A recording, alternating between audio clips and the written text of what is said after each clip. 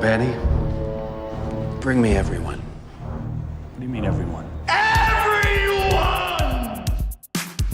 I have come here to chew bubblegum and kick ass. Barry Manilow know that you raid his wardrobe? Let me explain something to you. I am not Mr. Lebowski. You're Mr. Lebowski. I'm the dude. No one is to stone anyone until I blow this whistle. You can't fight in here. This is the war room. Surely you can't be serious. I am serious. And don't call me Shirley. Lord, you can imagine where it goes from here. Okay, welcome to Zedos Gang, episode number 86, I think. I'm pretty sure it's 86. 86, that's right. Yeah, it's 86. You were on 85, right? That's right. And you were on 84, right? was. You were on 84. Okay, cool. So it is 86, unless Joe says otherwise. Once again, our fearless leader is not here today, so I've been put in charge yet again. So I've been inviting everybody and anybody to take Joe's place. Conveniently enough, this week it takes 3 guys to take his place. We'll start off with our regular Neil Copin. I'm back. He's back for the DC love, because obviously we got to counteract the DC hate, so he's there to bring all the love. Okay, and we've also bought from the Mr. Peter PFL podcast. I got it right for the first time. I'm back here again. I was here last week, now I'm here again. Yep. Mr. Peter Travis Long is here, and now for first time debut on the Zedos Gang, Mr. Samuel Smith, my partner in crime on the films these days. How's it going, dude? Almost called me Peter there, didn't you? I almost did, yeah. So yeah, that's Samuel, man of few words. Although he does have a really good Samuel L. Jackson story. You want to lead off with that? Okay, so I was working the premiere of Captain America Civil War, and I was put on the screen where all the celebrities went into, and I was standing at the door just waiting, greeting people, all taking their tickets like the main. And then suddenly I see a man walking towards me in a very brightly coloured suit, and I realise it's Samuel Jackson. So immediately I go to move out of the way. My foot got caught on the carpet, so one of my feet was a bit further forward, and ended up buckling him as he walked into the screen. And that's been my claim to fame for the last. Yeah, to be honest, the way he buckled, he tried to style it out like nothing happened and nobody saw. I just remember because I was holding the other. Yeah, Smooth. I was holding the other door, and everyone around the area just stared at him like Devil Death stare, like, what the fuck, dude? Just disappointed he didn't call me a motherfucker, to be honest. I'm sure he did in his head. Yeah, I was just like, damn fool, does he not know who I am? Maybe let you pass because secretly your name badge said Samuel. Maybe felt you had a connection. Maybe. Alright, so yeah, movie trailers. I'm bringing back the trailers because I feel it's been a long time since we've had trailers. Well, okay, last week and a week before, but Joe's doing something special with trailers in the future, so they will return, but for 3 weeks only. And for today we've got trailers back. First trailer we're going to talk about is Spider-Man Into the Spideyverse. Great title, Sony. Great title. I'd be last, but Peter, what do you think about Into the Spider-Verse? Honestly, I think it looks terrible, to be honest. That's all I can say, to be honest. Yeah. Okay, nothing more? Nothing more. Samuel? Well, I really like the kind of animation style. It looks like kind of a blend of 3D and stop motion-y kind of stuff. I am kind of cautiously optimistic for it, just because I do really enjoy animated films, especially with superheroes, because I think you can do a lot more with it. My only I think when I heard the dialogue in it seemed a bit didn't really sound that great, but I'm hoping that it's going to be really good because I want to see more animated superhero films, because especially with DC nowadays, they've shown their strong point is animation. So I'd like to see some big screen, bigger budget animation films that really can. Yeah, I mean, Disney did a good job with Big Hero 6 as well, and that was an IP that's in. Marvel own Big Hero 6, but they're actually part of Malibu Comics, if I remember correctly, and Marvel just bought Malibu Comics. And like, if you ever read Big Hero 6, they're not really set in the MCU, they're set in like a Neo Tokyo. So Disney kind of used that, you know, they kind of took it, made their own thing with it, and like I felt that adaptation really worked for that film. It was just a bit puzzling because Stan Lee didn't create any of those characters, yet he got a cameo in the film. But yeah, Neil, Into the Spideyverse, best title ever. You know what? I didn't have any problems with it. I saw it. I guess the only thing that I kind of thought was, why the hell are you advertising an animated film that's not coming out for almost a full year? I mean, the trailer says it's coming out Christmas 2018. It looks pretty, and, you know, I mean, the fact that they've put Miles Morales as the lead, it's intriguing enough. I mean, for those, you know, who haven't seen the trailer, I can say it because it's just a trailer. In the trailer, we see that there's a gravestone for what appears to be Peter Parker. Yeah. So it's obviously set in the Ultimate Universe. I mean, that image that you've stopped it on, where it's like the city is upside down, that is beautiful. It actually does look beautiful. I think it's just the thing of, what's the point in advertising an animated film that's a year away?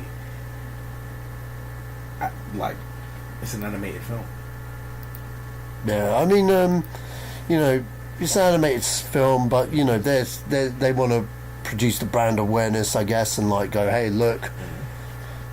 I mean, you know, that's not dissimilar than what Pixar do with their stuff, but Pixar's known as an animation company. Sony isn't. This is like, you know, Sony are bringing out, we forgot we have an animation division. We're gonna make a Spider-Man film. We're gonna show you something. We're gonna stick it in the cinema. I don't think they forgot about it. I mean, Smurfs came out this year. If Smurfs was the biggest draw that they had, then they forgot about it. There's one guy in the office and he was just like, I'm gonna make a Smurfs film. You know, and nobody cares. You know, he stayed within the budget that they gave him. You choose the render farm, make whatever. Oh god, what was it? The Lost Village? Yeah, it was something like that. I never saw it, but you know what? I'm going to be honest with you. Even though, despite this being a blatant cash grab by Sony, trying to like do what they can to make something out of Spider-Man, because they ain't got an opinion on the MCU Spider-Man anymore, so they got to have an opinion on something. They're just, can't these guys just sit back and just let the money roll in and just be happy with being billionaires rather than tarnishing the brand? No. I mean, like, there ain't no money like new money, so it's like the only way to stay relevant is keep making stuff. I do agree with you. That is a beautiful shot. Yeah, I wish that was in the live action films. I'm not gonna lie, that's a beautiful shot. You know what? Like, I you know, as a trailer, I like the trailer. Yeah, I'm not gonna lie, I like the trailer. You know, that blatantly Peter Parker at the end that he's hooked up with, the 616 Peter Parker. Who else could it be? No, because the guy he's sitting there talking to, he hasn't got a mask on. Yeah, maybe Peter's taken the hood off. No, when you watch the trailer again, it's not Peter Parker. Peter Parker's dead. Yeah, they have his gravestone. Yeah, but like it could be the Peter Parker of the 616. Because look, he's wearing a Spider-Man outfit. Well, I'm just like, it's Into the Spider-Verse. I'm guessing there's going to be a lot. Yeah, so different so there might be a lot of different Spider-Men, and it's the Spider-Verse, you know, Spider-Verse. Yeah. Where Tom Hardy's Venom fits in all of this, who knows? But I think, do you know what it is? I think for me, there's nothing wrong with the trailer. There's nothing wrong with it. It could be something that would be quite interesting. You know what? It could be something. Just the fact that they're giving you a teaser for something that's a whole year away, and I'm like, you're giving me a teaser for something. But they did the same thing with The Force Awakens. Yeah. How are you going to compare Star Wars to this, right? Hey, they did it with Lord of the Rings before it was a thing, if I remember correctly. Yeah, but with Lord of the Rings, there's no horrible history to trail back to. Yeah. Right. Anything that where they give you, I'm going to give you this trailer. It's a year away, but here's the trailer. Yeah. Here's the first image. It's like it's something that already has hype around it. Yeah. You know, oh, it's Lord of the Rings. Lord of the Rings is arguably one. You know, I mean, at one point it was the second most read book next to the Bible. Yeah. So you know, it's like there's hype around that. But I'm just like, okay, you're bringing up this hype, but nobody, like, you're teasing something that no one generally cared about. Yeah. I mean, the fact that they've got, like, in the trailer they're using Miles Morales as arguably the lead. He's the lead in the trailer. Yeah. And I'm like, okay, cool, fair enough. You've got Miles Morales as the lead in the trailer, but if you're not a comic book fan, yeah, you're not going to know who he is. You're not going to know who Miles Morales is. Do you guys feel that there could be a potential damage to the brand with this? No. No? It's an animated film. Yeah. It's not going to be connected to the MCU. It's probably not going to be connected to what's going on with Tom Hardy and whatever the hell they're doing over there. Yeah. But I think the only thing, other than how good it looks for me, is the fact that I looked up the cast, and they've got one name in the cast, and I was like, okay, I'm impressed. And the person he's playing indicates a little bit more of a deeper investment into what they're doing. Who's that? Liev Schreiber? No, Sacha Allari. Okay. The Educate us. The one who he's in Moonlight, the one who won the Oscar for. Oh yeah. Him. So he is voicing one of the characters, and he's voicing Aaron Davis, the Prowler. Yeah, who's his uncle? Yeah. For those that don't know, he is the character that what's his name? Not Childish Gambino anymore. Donald Glover. Donald Glover. Yeah. He's the one that Donald Glover played in Spider-Man Homecoming. Yeah. Okay. Yeah. You're right. Yeah. He played him in, because Donald Glover played Miles Morales in the animated cartoon. I never watched it. Oh, okay. Well, he did. Yeah. Like, yeah. But it's like, so you had that, and it was like, that character is Miles Morales' uncle. I love what they did with the Prowler in Ultimates. So, you know, they made like one of them villains that no one cared about and gave him more of a dimension once we knew who he was in relation to. But yeah, that's comic book talk. But yeah, Spider-Man Homecoming, yay. Good job, Sony. Yeah. Good job. Into the Spider-Verse. We'll see what happens. Yeah, well, we need to change that title. Even if it has something to do... Okay, next trailer. Jurassic World Fallen Kingdom. Pete, want to start this one off? It actually does look good though, as I have to say. Like, the CGI definitely improves, but that's not why I like Jurassic Park. I mean, from the first film, Jurassic Park, I liked it when Jeff Goldblum was looking at the glass and just yeah. All the giant pile of poo. He's like, oh my god, no dinosaur could do this, and he's digging in. Oh no, I think the line is, that's one big bag of shit. But yeah, but I don't. Well, this is all going to be in the first hour of the film, right? That's what I've been told. It feels like I've seen the whole film, to be honest. They're there, rescue dinosaurs, volcano. Well, it's a good thing they made that statement that this is the first hour, so yeah. Well, the first thing I noticed when I saw the trailer and read the plot synopsis is that it's basically a remake of a Jurassic Park SNES game. The exact same thing happens, a volcano goes off on the island, they have to go there to rescue the dinosaurs.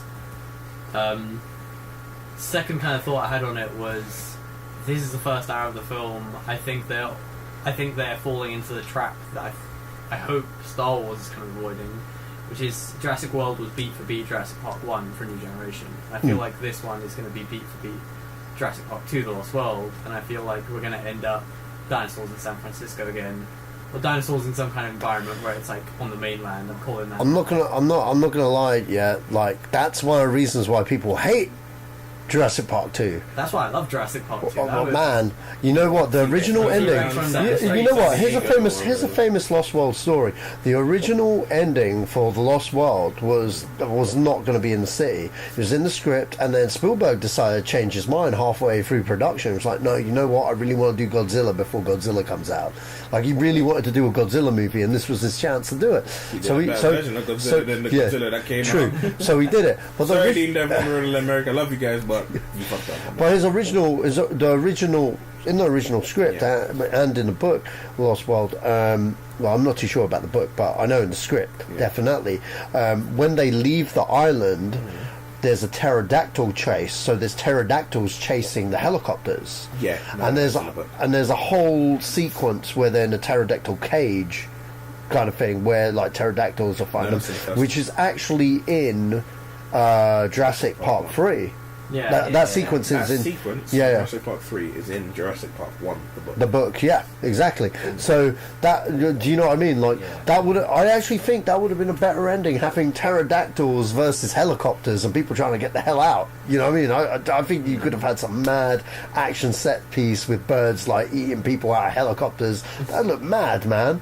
I want to see that in a Jurassic Park sequel. But I don't know, man. I don't know about bringing dinosaurs to let's leave that to King Kong and Godzilla, man. Like, you know, like let's let Jurassic Park and World be. Let's be on the island and fucked up shits on the island and send in the military. Anyone with guns and tanks, bring them to that military and stuff, and having soldiers going game over, man. I'm in. I kind of like the change of pace though. I like it when the main reason I like the bit in the city is just because.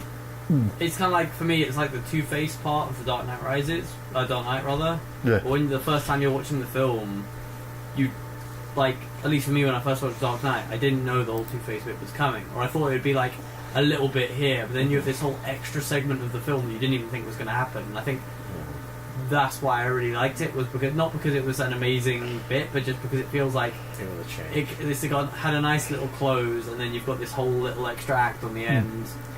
Just for the hell of it. Yeah. I do think just seeing dinosaurs fuck people up is it's what you're going to see a Jurassic Park film for. So. I don't know. It's weird because there's a question burning in my head, and I feel like it's there, which is okay. So they're going back to Jurassic to the park that they opened, right? A year or 2 years or however long it is after the events of Jurassic World, right? So this park was open to tourists. People were there. And now there's an active volcano on this same island. So if the events of Jurassic World never happened, but the park was still open, this would be happening with tourists there. Or like, did you not know there was an active volcano when you built this park? I don't know about you, but that sounds like a better movie. That sounds like a bad movie. It's a question. It just occurred to me. I was just like, you could have dinosaurs on fire chasing people. You know, big ashes coming down. People. I mean, the things that get me with the trailer. It's a nice looking trailer. It doesn't have the kind of the weight to it that Jurassic World had, because Jurassic World's trailer was like. The whole thing was the park is open, and you were like, that's It doesn't really have that weight. Now it just falls into the Jurassic it's a sequel to Jurassic. So it's a sequel. Basically, dinosaurs are there. With Jurassic World 2, the park is closed. Yeah. I just even that. It's like you know, the park is closed. For a fire sale. I just think it's going to be a really fun film. Like, I think I think even Jurassic Park 3, regardless of how bad a film it was, I still had so much fun just with like just watching the dinosaurs just fuck each other and people up. Like, I think I never really expected Jurassic, other than like the first one with the other Jurassic Park films. I never really expected them to be. It might just been because I watched them when I was younger, but I never really expected them to be great. Yeah. I just kind of wanted the satisfaction that kind of comes from watching them. So, yeah, it's an okay trailer. It didn't amaze me. I disagree with you though. I think some of the CG is kind of ropey towards the end when you got when they're all running away and stuff. But then hopefully, you know, by the time the movie comes out, that shot will be more refined and more finished, because you get that in a lot of films these days where you see the trailer version and it looks unfinished. So it's a bit too early to judge. Like this stuff, that looks good, but then you get a bit later on, like towards the end when they're all running and stuff. Yeah, right there. It looks bait as hell. Look at that shit. That's just... To be fair, this happened with the first Jurassic World, where they did like a lot of touch-ups, and it looked a million times better. Yeah, exactly. I mean, like, you know what though? When it comes to visual effects and CGI in Jurassic World, I just take it back to that original film where Stan Winston's puppets and that mixture was gold dust, and it looked... It still looks the bollocks. It still looks awesome. I watched them like making of things related to the trailer, and Dex said most of the dinosaurs in the film, well, dinosaurs, like, he's trying to do as much animatronics as possible. Obviously, there has to be some scenes where they do CG, but totally. They're trying to do as many animatronics as possible. And he also said that it's going to be a more horror-focused Jurassic Park film. Well, he wants to focus more on the fear element of it. That's good. I mean, you've got J.A. Bayona, who's renowned for horror. I mean, he did The Orphanage, and he also did A Monster Calls, which is not really a horror. Well, it's got elements of it, but it's not really a horror. It's a great fantasy movie. But you know, he's got a very good, diverse filmography. He also did The Impossible as well, and you know, he started off in horror. So I think he's definitely got the chops to pull off something like Jurassic World, bring a bit of a horror element, but also give you that gravitas of something a bit more greater than just your standard horror in the park thing. Can I go back to one thing? Right? Yeah, sure. I'm probably the only person in this room who really just doesn't care about this graph, about the CGI. Yeah? Like, when people watch it, they're like, oh, the CGI looks unfinished. I'm like, mate, it looks better than anything. It looks good enough for me, right? I don't give a like, I'm sorry, it's gonna sound bad. I know you got a point burning now, but the reason I'm like, I don't give a shit is I know it's fake. Dinosaurs are not running around right now. So, seeing a dinosaur running around, I'm like, does it look good in relation to how bad it could look? Yeah, cool. I think as long as it's better than the Scorpion King, you're doing something right. Yeah, as long, you know what? As long as it's good enough, that's all I need. Is this good enough? Because I don't know about that. I mean, like, example, Justice League Cyborg suit. Did that irritate you? No, not at all. Hey, Superman's lip didn't irritate me. Right? Everybody was going mad. Oh, he was showing his lip. I was like, fuck his lip. Is he wearing a Superman suit? Main thing that fucked me on that is that he looks like he's pulling a stupid face the entire time. Right? It wasn't that it looked... No, there were scenes where he was like... It wasn't that it looked fake. Like, it's that it looks... I generally don't care. Alright, like, yeah, your upper lip looks like it's a bit... but it didn't affect my viewing of the film. I wasn't like, oh, it's an eyesore. I can't concentrate on Superman fighting Steppenwolf because his upper lip looks odd. Right? I'm like, if that's what you took away from that, then you got some issues. Right? Oh, God. So moving on to our final trailer. Battle Angel Alita. Now, before I hand it over to anyone, I've got to say, I've been looking forward to this movie for a good part of more than a decade, since James Cameron said he was thinking about going there with this. I really hoped that he was going to direct it. I really did, because the flip coin was, when he said he was coming back to directing after doing Titanic, he said he was circling over 2 scripts, and both of them were about getting the technology right for him, because one of them was Avatar, the other one was Battle Angel, and he said with Battle Angel, you see the main character, Alita, has to be a CGI, she's the lead, she's our lead character, and he was adamant that the robot, because she's a robot, in case you hadn't noticed, but she's a robot, but she was going to be a thin thespian, like Jar Jar Binks, like Caesar, like all of that, and she's our lead character, and he was going to wait till the technology was there and whether we could do it right and stuff, and we're there now.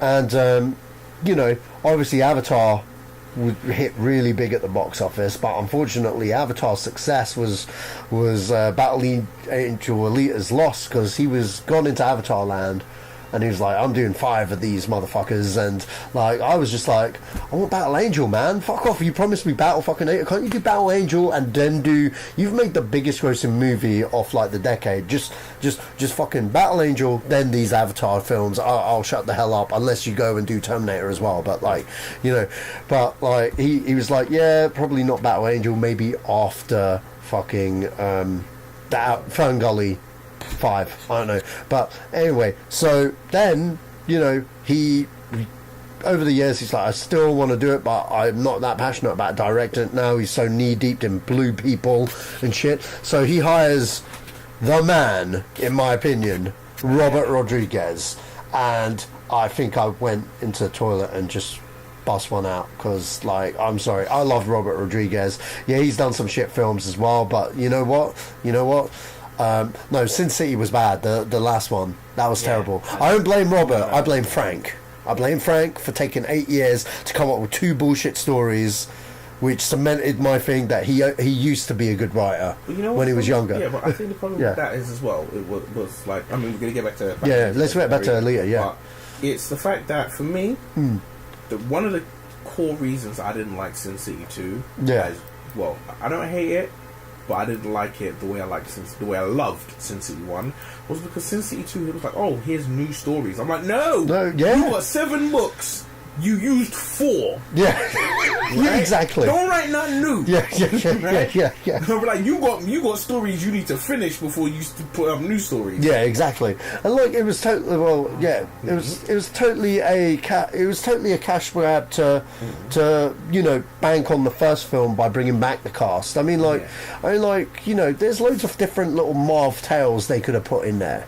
You know what I mean? Like when he rescues the girl from the paedophile. Yeah, they could have done that. They could have done a lot, but yeah. Anyway, back to Battle Angel. Robert Rodriguez doing this thing. You know what? I'll say off straight from the up. Okay, this looks like a James Cameron picture in terms of the aesthetic, like the visuals and stuff. I wouldn't say that it looked like a Robert Rodriguez movie. It looks like man's been schooled by the master here, you know, in terms of the way it looks, because Tarantino and Rodriguez have a certain style to their movies, and I'm seeing something different in the aesthetic here, and I like the cast. Alita looks spot on like the anime. It's scary with the bug eyes and stuff. I mean, like, I know that's probably going to throw a lot of people off a little bit, but at the same time... When I first saw the trailer, because I haven't seen any Battle Angel or stuff. Okay. I was like, is this going to completely throw me out of the film? This looks like but really weird. But at the same time, they've utilised... Your mind chick, man. Yeah, but yeah, and that shit used to scare me. But like, the thing is though, what I like about it is she's a robot, and they've kind of like not been afraid to admit that. Yeah, I mean, they're like, she's just a robot, man. Her eyes can be that big. You know what I mean? Like, she's not supposed to look human. She's supposed to look... Well, I've been looking at the chat threads, and they're like, oh, but the other characters, they all look more humanoid and stuff. It's like, go read the fucking source material. They all did. Yeah. You know what I mean? They all did. They could probably explain it as well by just saying, like, her creator was just a massive nerd who wanted it to look like his anime waifu. There you go, man. There you go. But I like the cast, and, like, if you've ever read the anime, like, I mean, like... I'm seeing stuff out the pages a little bit, and I'm also I saw the two cartoons they did, like way back in the day, and like I can see a little bit of that, because you've got the start when she goes in and fights the big robot and stuff in the street and stuff. That, you know, I want to see this film. I want to see this film really badly. I'm not gonna lie, you know what, I wanted to direct my own short film based on Battle Angel Alita, like the idea that she was a robot in a junkyard and stuff, and then only Joe would be like, dude, you like Battle Angel Alita? I was like, fuck yeah, you know what I mean? Like Battle Angel Alita, I can't wait for that film, man. I just hope it delivers, you know what I mean? Because if it fails, I can't be dealing with another Ghost in the Shell. Over to you, Pete. I've like fanboyed way too much, but go on. It looks spectacular, man. It looks incredible, and like you said, it does look like it looks like James Cameron did it, but it's Robert Rodriguez. I mean, the only thing I had issue is her eyes, but she's a cyborg in it, so that can happen. And they got a great cast as well. Yeah. What do you think, Sam? Yeah, I think it looks really good. Like, I think visually it's probably going to be a really impressive film. I think there's going to be a lot of moments in there that are probably going to, like, kind of wow you, and there's going to be a lot of massively visually appealing sort of stuff. The acting, the trailer doesn't really show too much of, like, the acting and stuff, which I'd be interested to see, because I find that's generally the weakest part in these sort of, like, kind of CG-heavy flicks, is a lot of characters tend to kind of fall a bit flat because they've focused so much on the visuals and stuff, even if they do get good actors. It'll be interesting to kind of watch, when I do finally watch it, to see how everything kind of melds together, or if it's just going to be a very visually focused film, and how much it's going to have to it other than the visuals.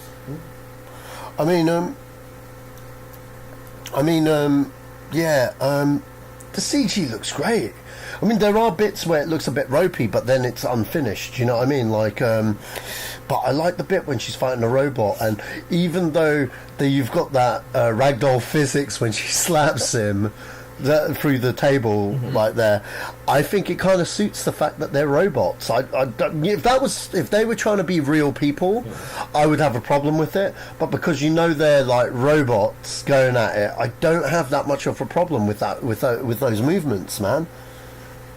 Yeah, I think with the robots and stuff, you can have a lot more freedom with how things move and how they kind of interact, and I think that can also make, especially with the kind of, what I'm guessing are the bad guys from the trailer, like, it kind of, them having those kind of movements be a bit more janky can make them scarier, because it makes them seem less human. You kind of fall into that uncanny valley where it's like a little off-putting because it's not human, or it's like almost human but not quite there, which I think that'll add quite a lot for this film, just because I think some stuff it can just be really weird, but I think with this film it's impressive enough that it kind of falls into the right kind of weird, where with like with her it's kind of more, you can tell she's not human, and it's like a little bit unsettling when you kind of be put in the place of kind of people around her.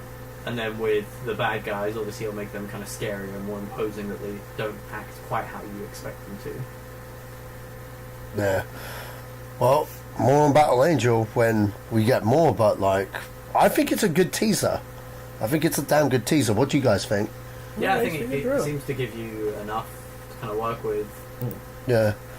Like, for starters, sort of thing, and like, that seems sure, I'm guessing, like, because it shows a lot of characters, and it seems like a lot of them are ones from the actual like manga and stuff. So I'm guessing for like hardcore fans, it's a lot more of a kind of like, oh my god, it's this guy, the character have obviously coming into it new. I just kind of, okay, this guy's going to obviously.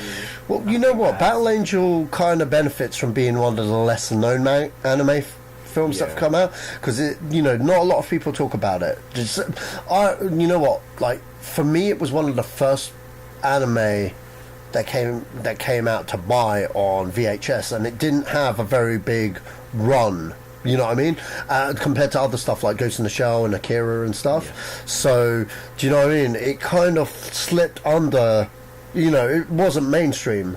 Well, not that anime was mainstream ever, but it was a niche within the niche, you know what I mean? So, when James Cameron has been talking since, after Titanic, he's been talking about this, like literally back in the late 90s, early 2000s, he's like, yeah, Battle Angel, and it was like, yes, please. You know what I mean? If you're not going to give me Arnold and the Terminator again, Battle Angel, straight up, let's go. So, but yeah, more on that soon. Okay, the news topics. Quentin Tarantino could possibly direct Star Trek. Now, before I let everyone else, for those that don't know, so what happened was he was being interviewed, on a podcast and stuff, and basically, now he has stated over the past couple of years that he intends to do 10 movies. Okay, only 10 movies. Now, the interviewer asks him, you've never done any of these big budget franchise kind of things, would you ever do one? He goes, well, no, it's not really his thing. And they were like, what if they offered you a Marvel movie or Star Wars movie? He said, No, he wouldn't be interested. But he said, in the subject to Star Wars, he's more a Star Trek guy. And if they were to offer him a Star Trek movie, that would be a conversation. But it wouldn't be part of the 10, because he feels the 10 are the ones he writes and directs himself.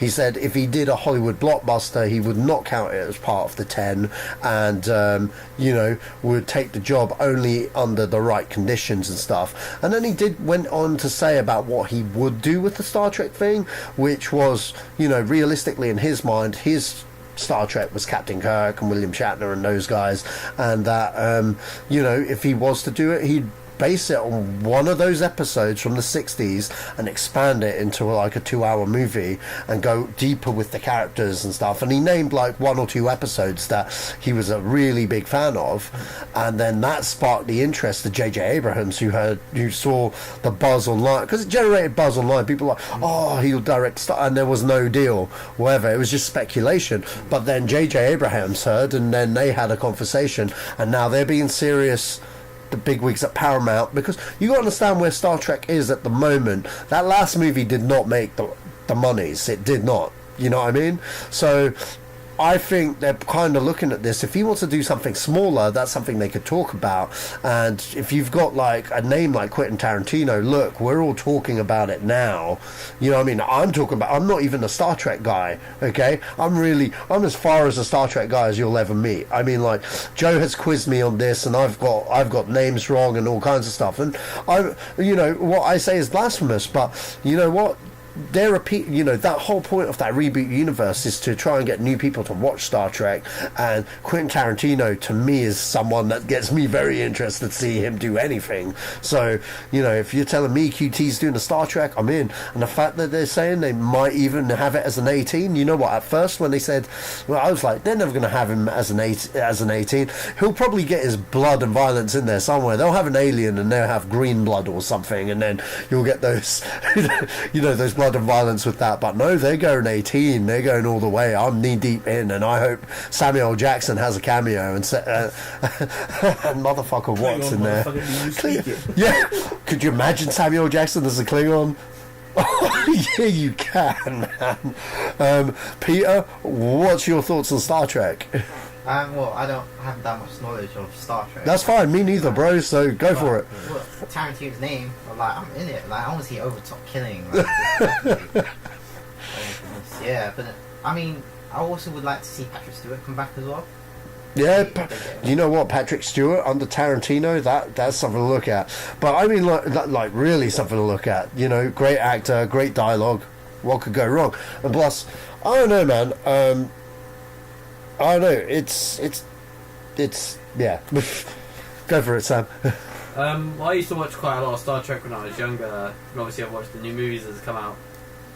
One thing I do really like the idea of Tarantino doing a Star Trek film. Everybody's heard that has been pretty down for it for the most part. The one thing I'm kind of worried about though is that, because the Star Trek, at least the series, they were always very political. Like, there was a lot of stuff about civil rights in there. There was a lot of stuff about racism. There was a lot of kind of deeper messages to it, and it was trying to make points about. It's trying to make social commentary. When we come to the new movies, that's basically completely gone out the window, and it's just like, yeah, it's a fun action film. And what I would be worried about is that they throw in little tiny. Yeah, they'll give you a little bit here and there. But if Tarantino did it, I'd really like to see it done like the old series, where it's a lot more political and it's got a lot more to actually say about kind of social issues. I'm pretty sure Tarantino's got a lot to say about social issues. So I think, but then I'm worried as well with the kind of direction they're taking Star Trek, that they might limit him into just making a kind of action film sort of thing. Yeah. So I think it depends how much freedom they're giving him. I'm cautiously optimistic for it.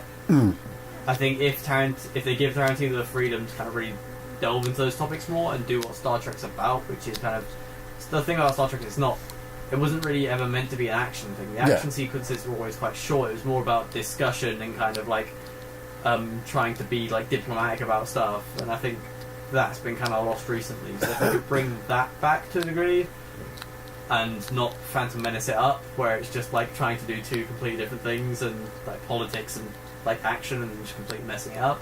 And they can find a nice balance, and they give Tarantino freedom, I reckon it'll be a really good film. Over to you, Neil. Well, I'm a super fan of Tarantino. Like, I love everything he's done. That said, up until like I came across the interview properly, and it was like, oh, this wouldn't be part of the 10. Because when I initially heard it, and it was like, oh, QT in talks to do Star Trek, I was like, well, fuck that. I'm sorry, I'm like, nah, I want my 10 Tarantinos. I don't want my 9 Tarantinos and Star Trek.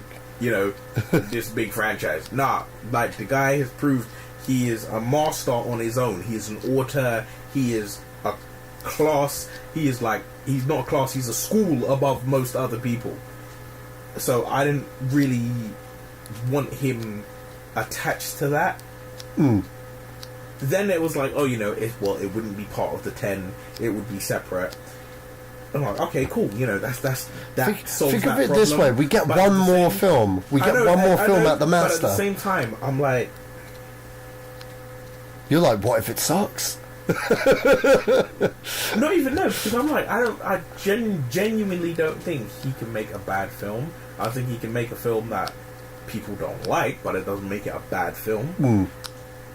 But I'm just like, I just don't know.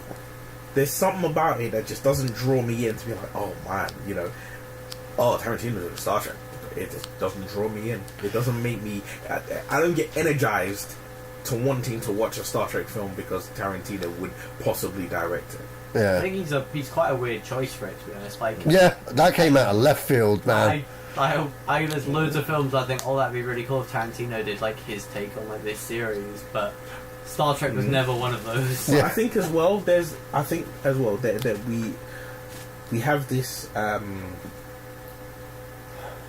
of preconception with him that any and everything he does has to be full of bad language, has to be full of blood, guts and gore, and that's not necessarily the case because he has done other things. I mean, I think I remember him. He's done stuff in regards to, he's done ER episodes. Oh yeah, he's done CSI episodes. Yeah, that's true. Right? So he's done other things, but it's just. Yeah, but have you seen his ER episode? There was a lot of blood in that one, if I remember. Yeah. But it's just, for me, it's just a thing of, it's like, I feel like I want Tarantino saved for Tarantino's work. Like, I want the whole of Tarantino to be unclustered with, oh, but he also did this. Like, this, he entered into this franchise and he entered into that franchise. It's like, Kenneth Branagh makes brilliant films, but and I'm not saying it's a bad film. It's not a bad film, but he's got Thor in there, and it's like, oh, but you dabbled into the franchises too. So you like your directors to be their authors and have that filmography behind them. Well, yeah. I like the fact that Tarantino has gone 8 films now. He's gone 8 films. It's like, depending on how you look at it, he's gone 8 films without having to just like delve into any kind of well and sell out even. Yeah, he hasn't had to dive in to anybody else's well but his own. Yeah. And he's like, well, he's not delving. They went for him. It's not like they're chasing him because they're chasing him based on what he said. Yeah, but it's not like it was an offhand conversation. Yeah. It wasn't like he was begging for the job. Yeah, no, true. I think he would be doing it with genuine care for the series and not because he's like been offered a shit ton of money to do it. I think it'd be like, I really want to do a Star Trek film. Yeah, I can do a Star Trek film. Fuck yeah. Yeah. Like how Tommy Wiseau wants to do a Star Wars film. Oh God! I think he could write some really good if they did like a Attack of the Clones spin-off. I think he could write all the dialogue. I think no. He can be in it like as an extra. He can wear an alien suit. Don't want Tommy Wiseau directed Star Wars? No. Written and directed by Tommy Wiseau. Pretty confident that is something I do not want to see ever. I did not hit her. I did not hit her. For those that don't know who Tommy Wiseau is, we may talk about him later. But anyway, okay, guys. One of the main events: Disney and Fox, 20th Century Fox, are up for sale. Disney are looking like they're going to buy. And well, I know we discussed this like a few weeks back, but this looks like to be an actual thing. Like, it's legitimately an actual thing. Thoughts, the good, the bad, the ugly, and let's try and think about it outside the Marvel films. We'll talk about the Marvel films for a little bit, but let's try and not talk too much about the Marvel films. So, Star Wars gets to be whole again. I guess we get to have, like, the original 3 back in the big screen now. That's the only reason why we didn't have them out during episode 7, because Fox owned the original film. Straight out. Don't Fox have the rights to some Alien and Predator stuff as well? Yeah, they do. I think that'd be... I'm not sure how I'd feel about that, like Disney being involved with those films. Well, actually, they didn't do anything with that. One thing that I did think about when this whole Disney Fox deal came about was that I know that most people's outlook or immediate takeaway I agree with from Neil it on this one. Was that, oh my gosh, it means that, it's like, we're going to get Beauty and the Beast, but the Beast is going to be the freaking xenomorph from Alien, right? That's always the first step, and it hasn't. Be like and it hasn't happened with Star Wars. Sweet and hasn't happened with Marvel, right? But let's face it, Disney bought Marvel right just before or just after Avengers. Yet we still got all the Marvel Netflix stuff. Right, and if you watch Daredevil, if you watch The Punisher especially, these things are bloody and they are violent. They don't have like a hell of a lot of bad language, but they are bloody and violent. I don't see Disney. Disney is a very big company, and they've held violent properties for a long time, because you got to remember, Buena Vista is Disney, and Buena Vista has distributed Tarantino films. They've distributed stuff from so left field, so many things, right? As well as doing things like Desperate Housewives, right? Disney, I don't think Disney would take, like, they're going to buy it and then they're just going to stamp the Disney logo on it. Yeah, they'd probably put everything is going to be child friendly. Yeah, they'd probably put like Predator and Alien under the Touchstone Pictures logo. Right. You know what I mean? On the Touchstones or brand, or like you said, Buena Vista. Yeah. I mean, they can still do 18s and stuff. I just feel a little bit worried. Main reason why I feel a bit worried is because of what's happened, what Miramax and the Weinstein Company are going through at the moment.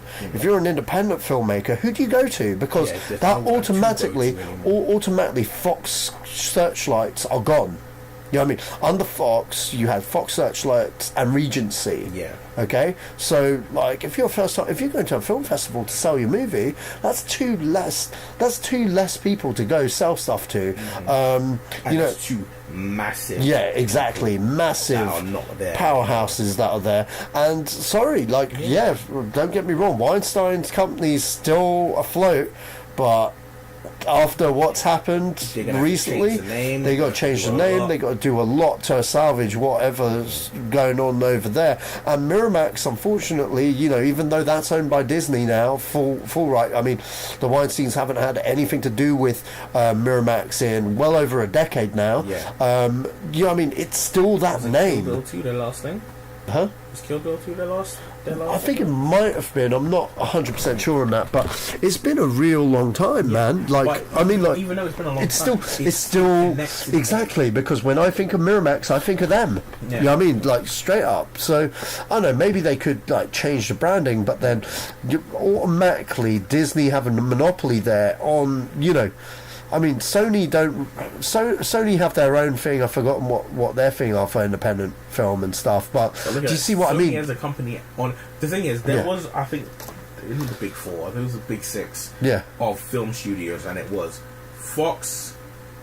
Was it Fox? Universal, Paramount, Disney.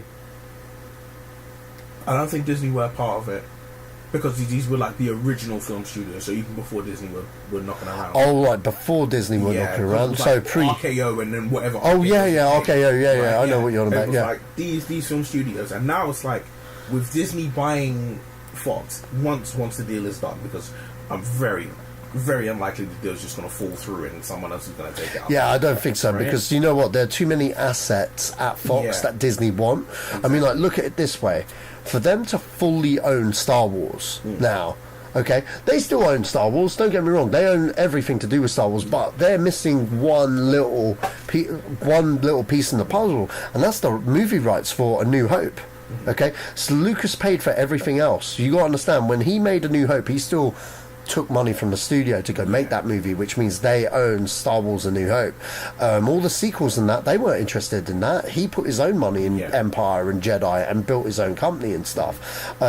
With A New Hope, you know, think how much money they'd earn with screenings, celebrating those films. The 40-year anniversary is like coming up very soon, so they'd milk it on there.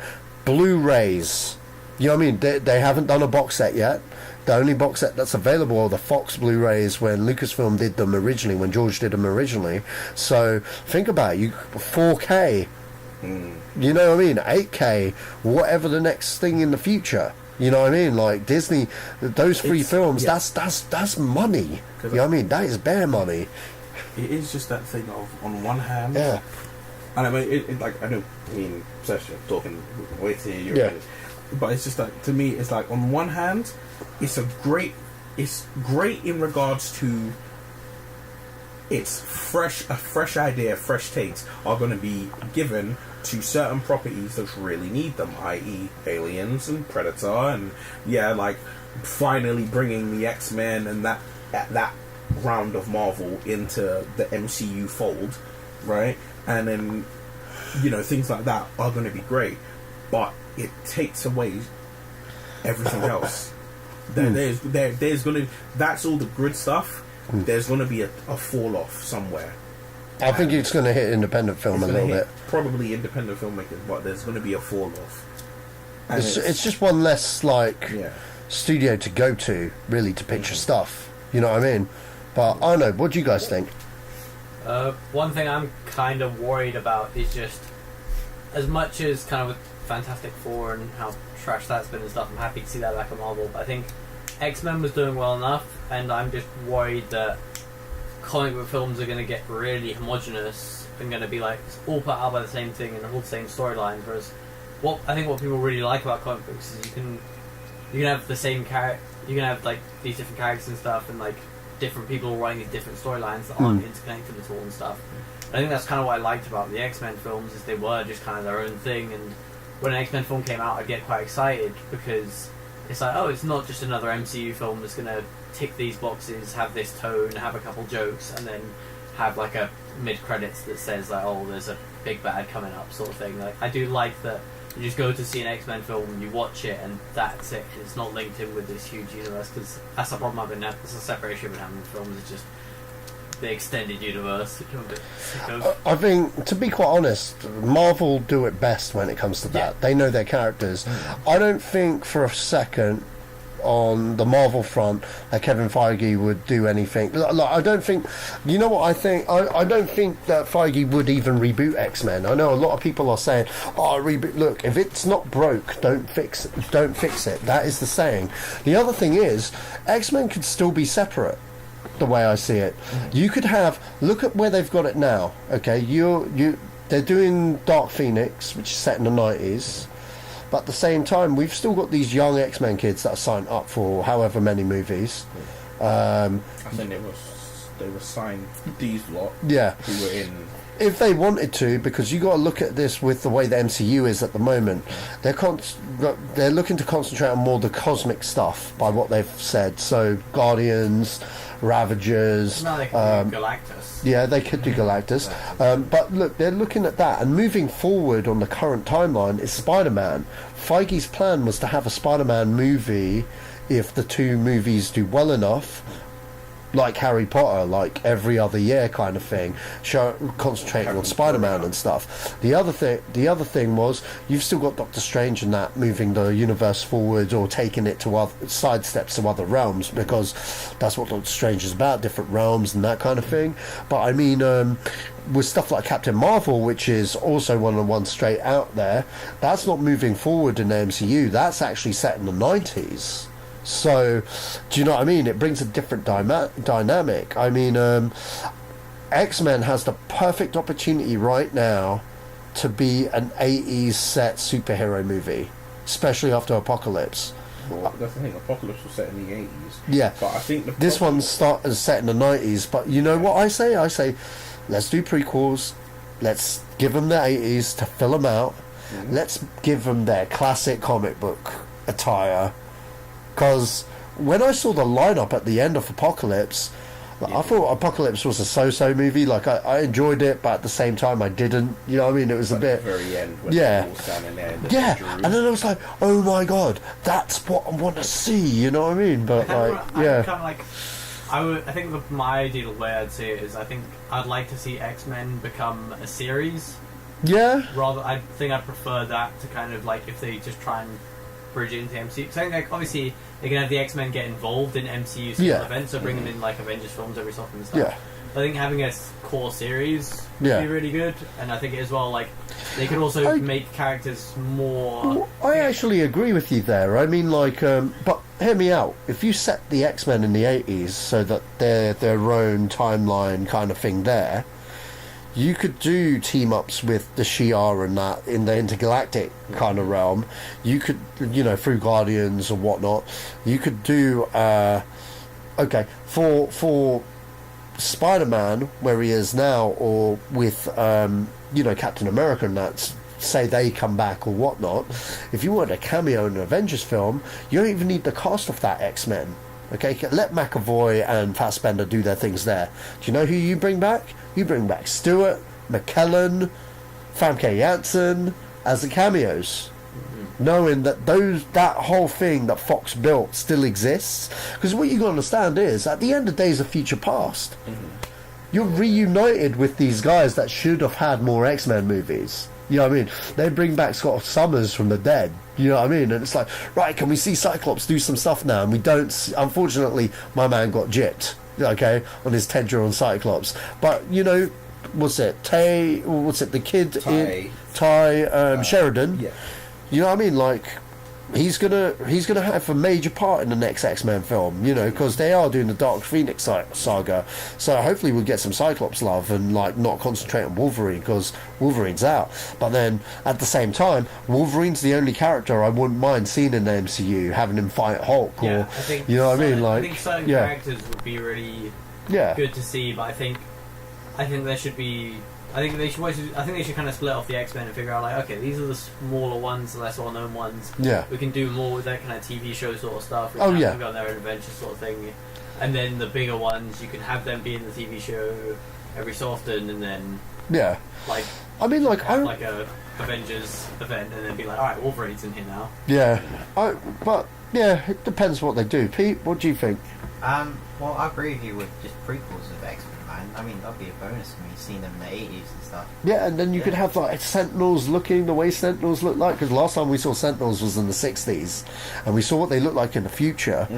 Maybe the 80s Sentinels look like the cartoon. How would you explain the Sentinels not being mentioned at all in, like, the MCU, though? Because they only go after mutants. Yeah. Yeah, they're going after mutants. Yeah, but, like, surely when you get all these superpowered people, they would have mentioned Sentinels at some point. No, they're not mutants. If they're programmed to solely go after mutants, then it's like, it doesn't matter if you're flying, if you don't have the X gene. Okay, so where were all the mutants and Sentinels during all the MCU films? During the Avengers, for example? Well, I don't know, aliens from the sky ain't dealing with no Sentinels, man. Yeah, but you are still with the X-Men, like, why wouldn't it? Like, I think that's probably going back in the past. Like, it's like, I think a lot of people would get frustrated. It's like, oh, why isn't this getting mentioned? Why isn't it getting mentioned? I think you'd have to kind of bridge it in. This is what you do. This is what you do. You get Hugh Jackman for one day. You re-release a Captain America 1 DVD, and you just put him in there with the Howling Commandos, and that's it. You know what? I mean, to be honest with you, there's one thing, because Marvel for a long time have had this thing of they use the comic book as a testing ground for what they're doing with their films. So it's like, you know, things like, you know, Bucky Barnes and Sam Wilson at one time or another became Captain America. Thor, Jane Foster became Thor, so Thor was a woman. all things like that. They use them as testing grounds because they know eventually Chris Evans ain't going to be Captain America. But are you going to still have a Captain America? Well, I mean, you could use Bucky Barnes as Captain America. It's use Falcon as Captain America at this point. Yeah, there's a lot of different ways of doing it. And one thing that they did in the comics was the original team of X-Men. So that was Iceman, Beast, Jean Grey, Marvel Girl, Cyclops, Angel. They wound up being transported into present day Marvel comics. So that's like what they were in like the 50s or 60s. They were transported to present day. If they wound up using that, I mean, look, you got Infinity Stones. One of them just happens to be a Time Stone. Oh, there's a fight. The Time Stone mixes with the Reality Stone or the Tesseract, and then it's just like, oh, you whip out a new universe, or oh, here's a parallel dimension, and you open a doorway, and then So, oh my god, Rhodey looks so much different in that parallel universe. Yeah, it's like things like that. You open up and then it's almost like he's a different person. But you do things like that, and then suddenly you have the X-Men of the 1980s or the 1990s X-Men. What they're going to be in Dark Phoenix, you have them standing there like the end of Captain America 1, where he's just standing there looking at 2000, I guess it'd be 2018 or 19 New York, just looking around like, everything looks really bright and. To be quite honest, mutants do kind of exist, but they haven't really delved into it with Scarlet Witch and Quicksilver. Like specials. Yeah, they called them. They had that, but then you could say that's what that country, Sokovia, calls them, or whoever hired. No, because they did have a thing in there where they. I haven't seen Age of Ultrons in a really long time. They weren't mutants. They weren't mutants. No, it was Loki's staff that created them. Well, you could say you could do a thing where it's like they had it at Loki's staff. They used Loki's staff to enhance genetics, and they weren't mutants. I guess you could do a thing where you could say like in like a contained area in the US or something, mutants started popping up. And the government tried to like quietly deal with it, and they went into hiding or something. To be honest, that's the whole point of like some of the TV shows and stuff, to fill in the gaps. But, and also you got Captain Marvel as well. But truth be told, I would like. I mean, maybe this is because it's a passion thing for me personally. But I'm like, you know what? You can leave the X-Men outside of the MCU directly, right? I'm like, you need to be bringing in the Fantastic Four. That's your goal. Yeah. That's what I want to see, right? Oh, the X-Men. No! We've had good X-Men films. We need a good Fantastic Four film. MCU. I'd like to see a time with Captain Marvel and have them go against like the Super Skrull or something like that. Yeah. That'd be really cool. You know what? Fantastic Four. Let's say the deal gets signed tomorrow. Yeah. And they wouldn't make the movie for at least about 2-3 years anyway. But here's the thing. Yeah. In a year's time, a certain incredible director would have finished Incredibles 2. I'm just saying, Disney, make it happen. Sequel to the best Fantastic Four film. Yeah. Well, you know what? I know. It's like I'm gonna have to quote another person's podcast in a minute. Is a guy on YouTube called Movie Bob Chapman. Yeah. Right. For the longest time, as you know, Sash, you know this clearly, right? Fantastic Four is my favorite comic book. It is. Right. I've never met anyone so in love with the Fantastic Four than this guy. Even when Silver Surfer came out, he loved it. Yep. I didn't have no problems with those first two films. Had a humongous problem with the lie that they released a couple years ago. Right? I won't even dare to give it its name. No. Fan Four Stick. Yeah, I wouldn't call it that because it sounds too much like Fantastic. But Bob Chapman, he came up and he had the only idea that made me realize the idea I wanted for a Fantastic Four film was like, I was like, no, my idea is irrelevant. This idea was better. And his idea was, it was the most simplest thing ever. We need to do something different, as you were saying, Samuel, right? Where it's like Marvel films are becoming homogenized, and they're coming to a point where it's just like, it's just a cycle. It's just a cycle, and it's like, they've got a checklist. They need to have, okay, so you've got your own story, and you need to show growth and development of your character, but you also need to have this little sentence, picture, maybe, you know, like cameo, which leads to the fact that, oh, you're part of a bigger universe now, right? Yeah.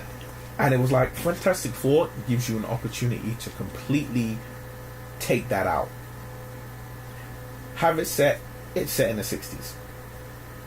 You set it in the 60s, and then you transport them to present day, right? But they still have the 60s mentality. So isn't that just Cap? No. It's not, because Cap was the 1940s. But you do it, you look at it, and it's basically what you're looking at. You'd have madmen with superpowers in present day. Yeah. How does that work? What's the role? What's a woman's role in the 60s versus a woman's role in 2018? That'd be a cool way to introduce them as well, because like, so I'm not sure what's happening with the second Infinity War film, exactly what they're going to do with it. Well, the thing is, they have to be secret. You know what's happening with it? Kevin Feige's looking at his Marvel plan, and he's just like, because he's got like 2-3 versions. He's got 2-3 versions of the script, and one's like, if this happens, and he even admitted it recently, this year or last year. He even admitted with the Spider-Man deal, they had 2 versions of Cap in case the Spider-Man deal went through. They had a version of Civil War. He's got an contingency plan for X-Men. I mean, Lawrence Schuler-Don also admitted recently that Kevin Feige once pitched them a big plan on what they should do with the X-Men universe when he was... Because a lot of people... Well, I don't know whether you guys know this. He used to work for her. That's how he became Kevin Feige. He used to work over at Fox. No, for... he's been there since X-Men 1. No. Yeah, he has. But he worked for the Donner's company. He worked for Richard Donner on... Conspiracy Theory. Superman. No, not Superman. Richard Donner. Yeah, Richard Donner. But he directed Superman 1, innit? Yeah, he did. But like, so that's what I mean. He started the genre that we know. Oh yeah, totally. I meant like Kevin Feige didn't work on Superman 1. He worked on Conspiracy Theory with Mel Gibson, Julia Roberts, right, and Patrick Stewart, and. He worked on a couple of other of Richard Donner's films because he was Lawrence Schuler-Donner's assistant. Lawrence Schuler-Donner bought the X-Men movie rights, and she started producing the X-Men movies over at Fox. Kevin Feige was the associate producer with her, and then that's around X-Men 2 he started getting he got the job at Marvel under Avi Arad, who was the Marvel studio, Marvel's film guy basically, because Avi Arad Avi Arad was the guy that would be the producer that would produce all the films under the Marvel banner. So then he started working for him. But the minute that old crutch who was... Well, the thing is with Avi Arad, he's from Toy Biz, because Toy Biz owned Marvel before Disney did. So, like, Avi Arad, you know, he's in it for action figures and getting as many, like... He was against the MCU. They were all against the MCU. Feige was the one that was like, why don't we just fucking make movies ourselves and just, like, fuck it. You know what I mean? Like, he was the fanboy that secretly made his way to Marvel and is now, like, the overlord. Do you know what I mean? Over there. It's amazing. I think, you know, Feige's a smart guy. I think X-Men, Fan 4 and stuff are safe under him, to be honest. But I see your concerns, because X-Men did have that special kind of thing where it was its own thing as well. And I think it should always have that to a degree. But we'll have to see. Okay, outside of that, more Marvel news. Okay, so... John Watts is back as the director for Spider-Man Homecoming. Spider-Man Detention. We'll call it Spider-Man Detention or Spider-Man extra credit. Extra credit. And Gwen Stacy's going to make her MCU debut. What do you guys think? As much as it's like a cool piece of information, I'd rather not know it until I watch the film. Oh, what, with Gwen Stacy? Yeah, with the Gwen Stacy. Oh, okay. I mean, because it's like I know you totally disagree with this, but it's like I genuinely enjoyed Amazing Spider-Man 1 and 2, and I genuinely enjoyed Gwen Stacy.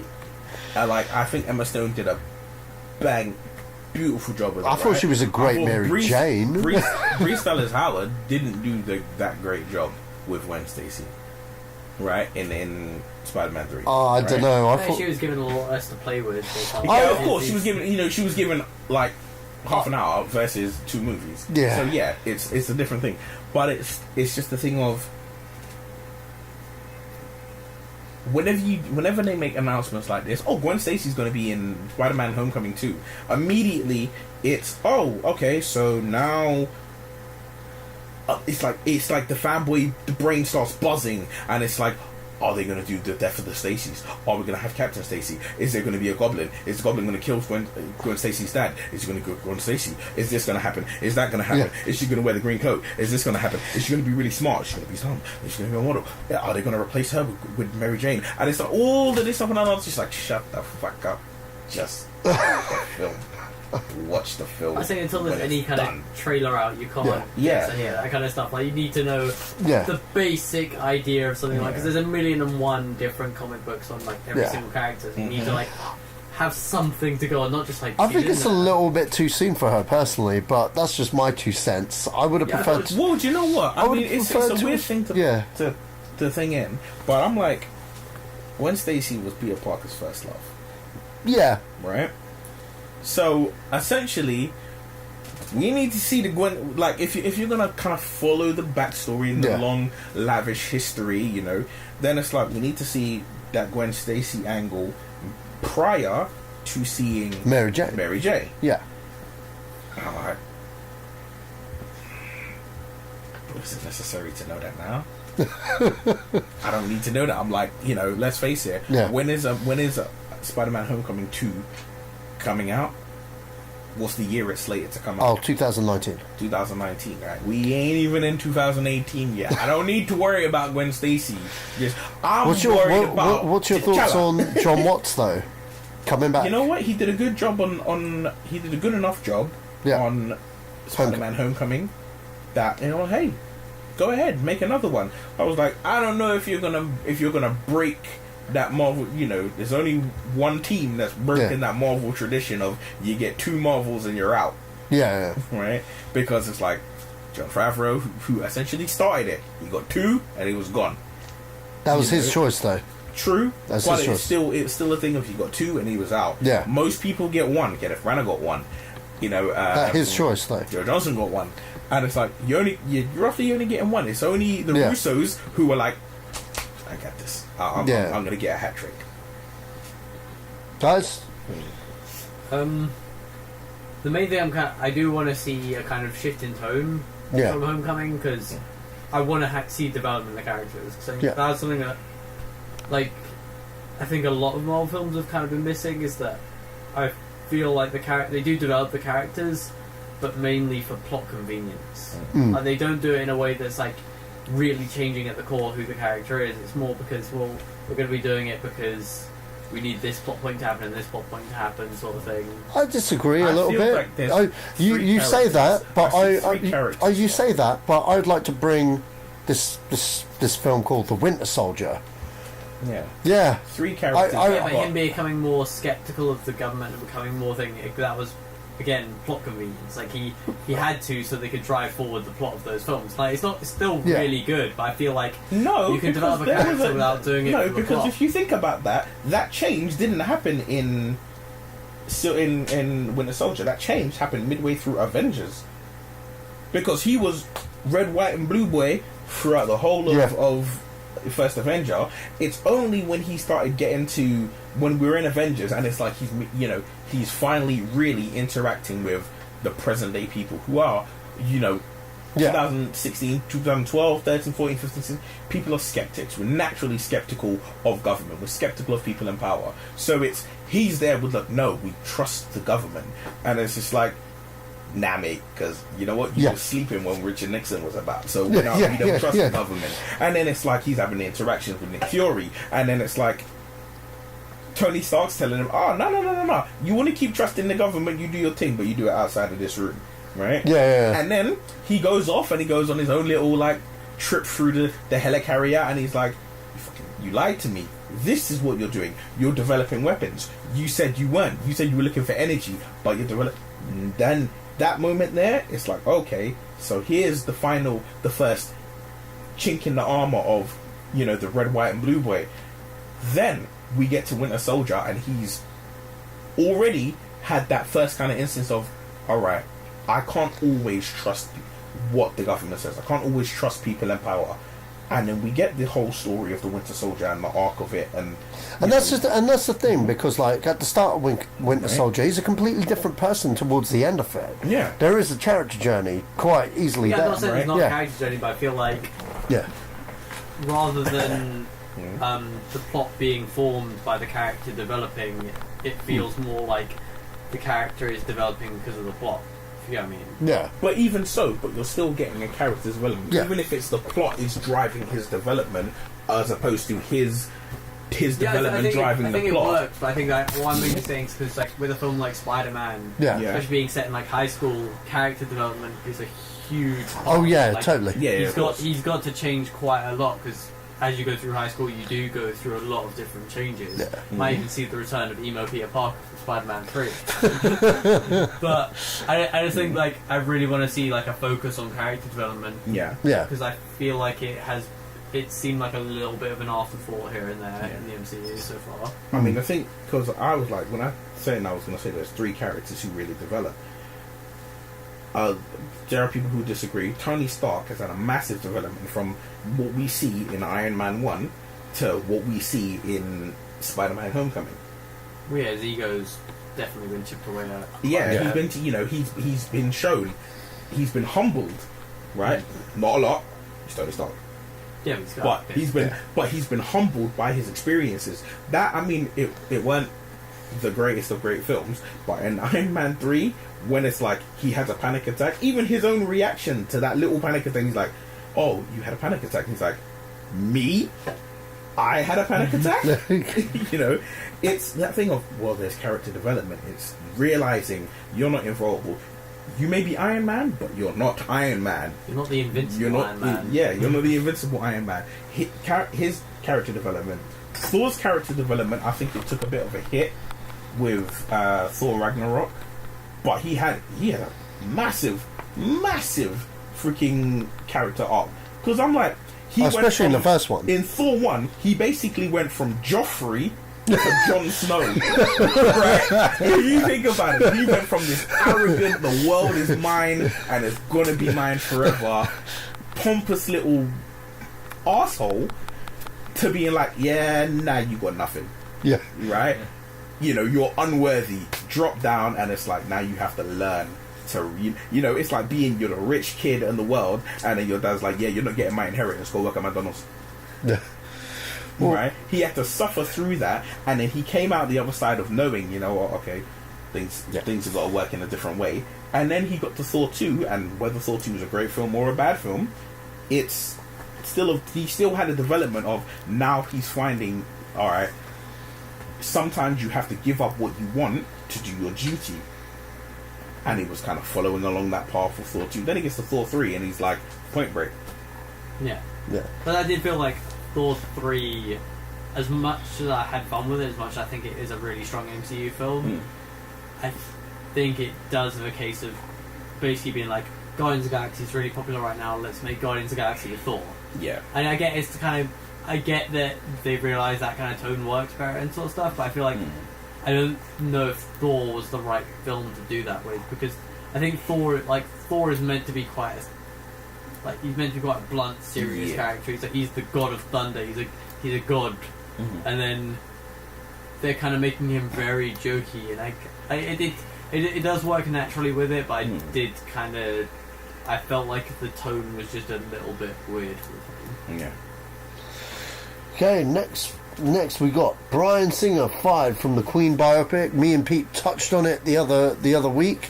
Yeah, I know, man. But Dexter Fletcher, Games Masters, Dexter Fletcher, as I will always remember him as, is in talks to direct. For those that don't know Dexter Fletcher, he's an actor. He's an actor stroke director. He most recently did the Eddie the Eagle biopic that came out last year. I thought that was an amazing movie. Personally, I think a Queen biopic by that guy would be cool.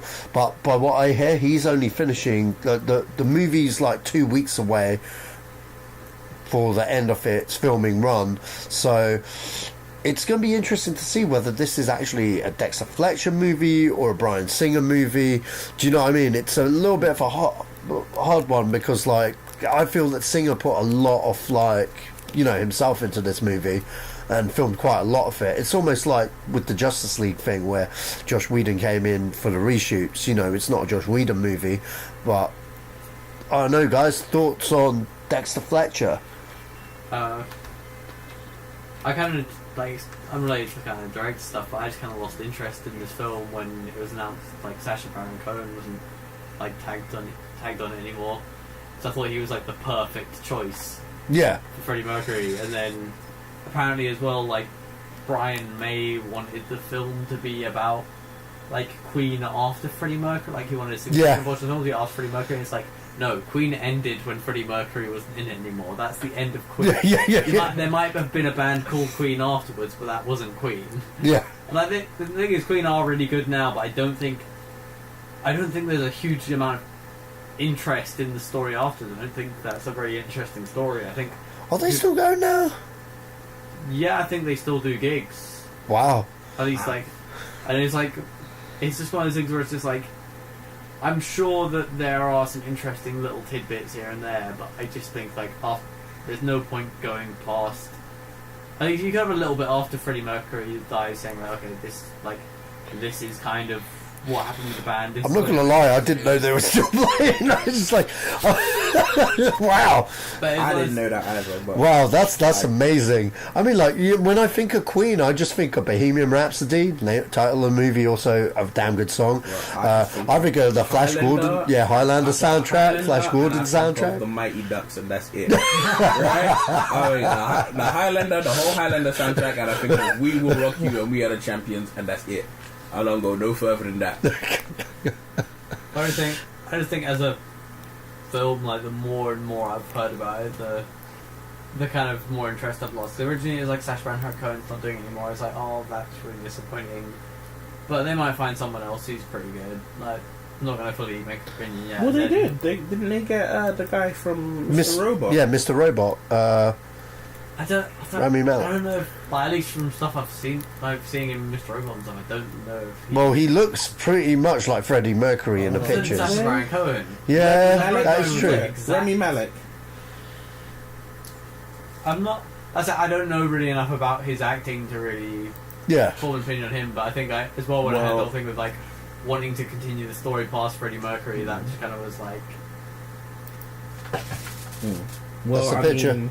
There we go. He's in he does look very good. Yeah, he's Mr. Robot. He's in the video game Until Dawn. He's in the Night at the Museum films. He was in Need for Speed. I think he looks pretty good. Old Boy. He was in Twilight. Yeah, well, let's... He was in The Master. There you go. He was in Battleship. Alcatraz, the TV show, which is really good. He was in a couple episodes of 24. Yeah, it's sounding like a bit of a mixed bag. Do you he probably... Well, you know what? I ain't gonna lie. I ain't gonna lie. I prefer mixed bags than you're just in great stuff. Because if you're just in great stuff, we're waiting for that shit. Yeah, we're waiting for that shit edition. Whereas if you're in a mixed bag, you know what? You've had your shit edition, so maybe you're on the up. Right? We'll have to see on this one. I mean, like, I don't know, man. There's been a lot of ups and downs in this production. Maybe Dexter Fletcher could course correct it, kind of bit like Ron Howard with the Han Solo movie. And, like, you know what? For a movie that I didn't think that I'd even want to watch, I'm kind of intrigued now. But yeah, we'll see when more stuff comes up.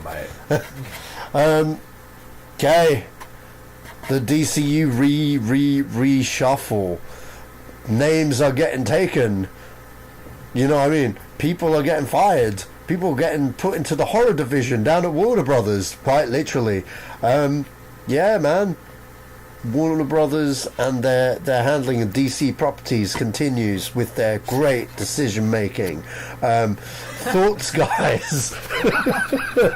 I think I kind of touched on this earlier, where I think this is part of the reason I hope that the Spider-Man animated film does really well and is a really good film, because what I'd love to see with DC is I'd love to see DC's animated department, who are the real heroes of DC at the moment, get more spotlight and get more kind of big releases, because the DC animated films, like, there have been some really incredible ones, and they don't really get touched upon that much because they've had very small releases or kind of like just kind of gone under the radar. But there are some really like solid films there, and I think like I'm pretty sure I've never met a single person who's disliked like the Batman animated series, and that's what most of the kind of animated Batman films kind of feel like.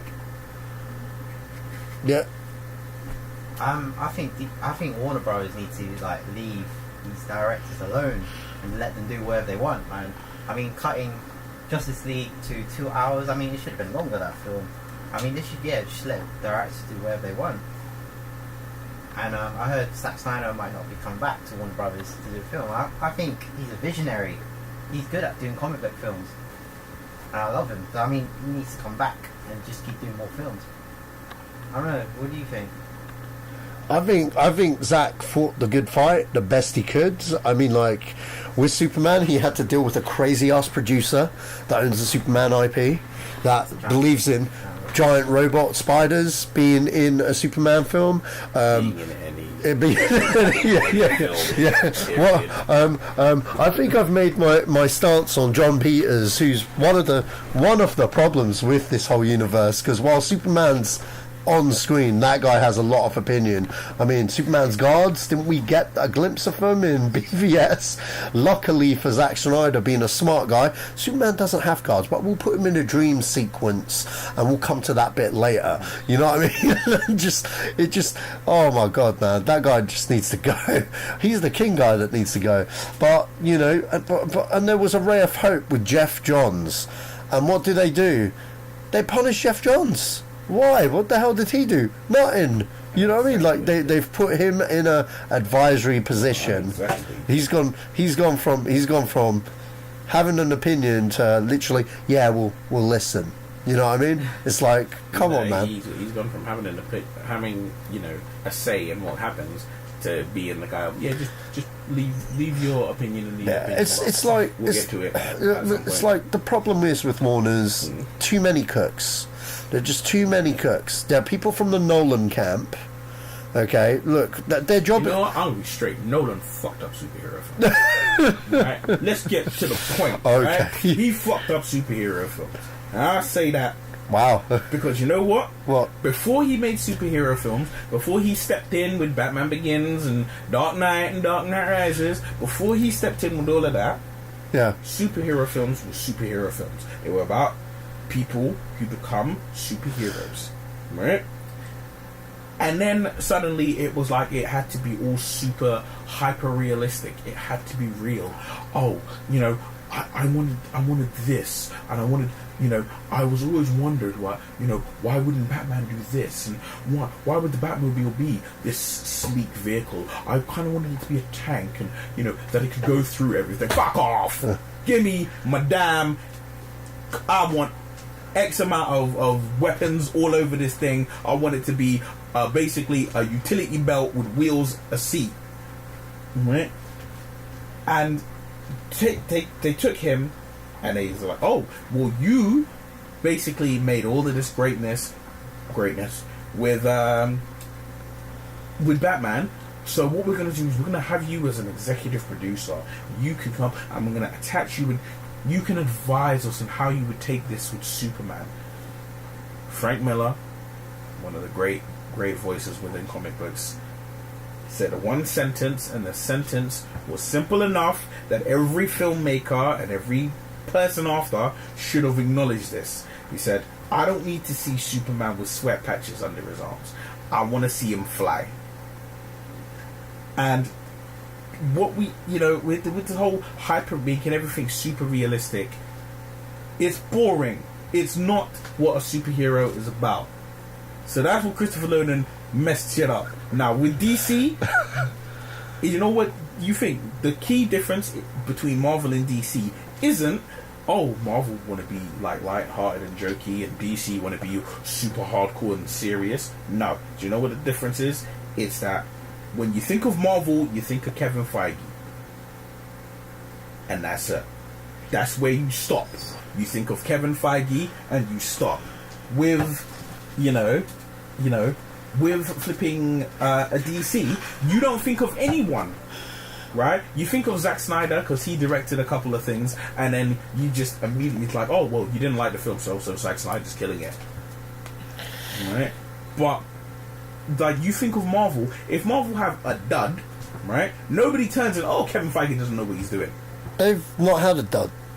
Right? They've had films that weren't as yeah, but great it's as not a dud though. Right? They've all made money. Semantics. But at the end of the day, right? No. But at the end of the day, we're going to be serious about this, though, right? If Marvel did have a dud, if one of the Marvel films came out and it was not a great film, right? No one's going to then turn and say, Kevin Feige, you don't know what you're doing. We're going to have to change the whole slate. Yeah. Right? And at the end of the day, if you pay, you hire someone to do a job, and they do the job, if generally it's not greatly received, that ain't his fault. He's like, if you tell somebody, if you say to me, all right, you know what, I'm gonna give you bricks, if you say to me, I'm gonna give you bricks, and I'm gonna give you, mortar and cement and all sorts, right? Build a house. If I build a house, just because the house has got one floor, that doesn't make it a bad house.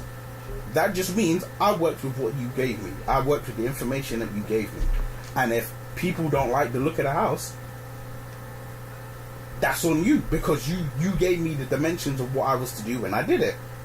And I think we're like, DC don't really know what they're doing. They're every minute it's like, oh, the next craze with Marvel comes out. Oh, okay, now we need to change it. Now we need to alter the whole universe because Marvel did this.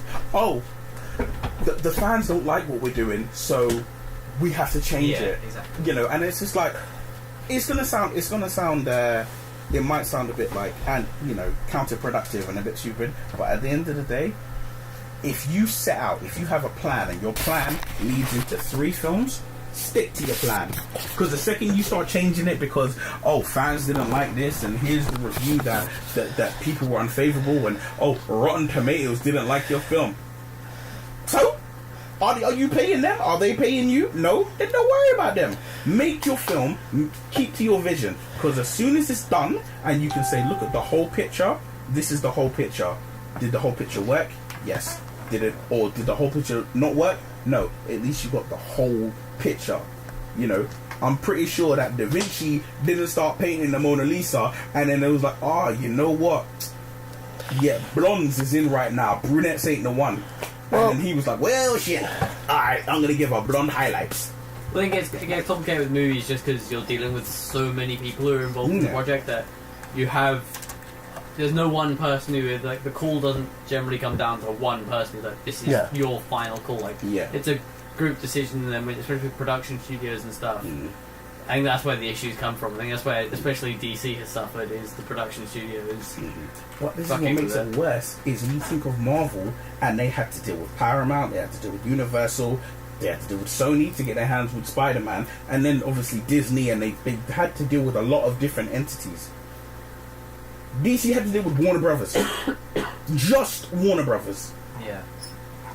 And I'm like, how can you make so many mistakes when you have to deal with one entity versus these people who have had to climb and run around and talk to this one and this one and this one and this one and haven't made a real dud yet. They've had a few missteps, but not a dud. How is that possible? Well, here's the thing. Justice League had 15 producers. That's the first big misstep. Okay? The other big misstep... Okay, do you want to know what Christopher Nolan contributed to the DCU? Do you honestly want to know what he contributed? His name? His name for Man of Steel to even get made. The thing is, David Goyer wrote a script, which was Man of Steel's script. Did we all like Man of Steel's script? I did. You did. Okay, you liked it. I did. You would not have Man of Steel without Christopher Nolan, for the sheer being that Warner Brothers didn't want to do David Goyer's script at all. The only reason why they both worked on the Dark Knight trilogy together.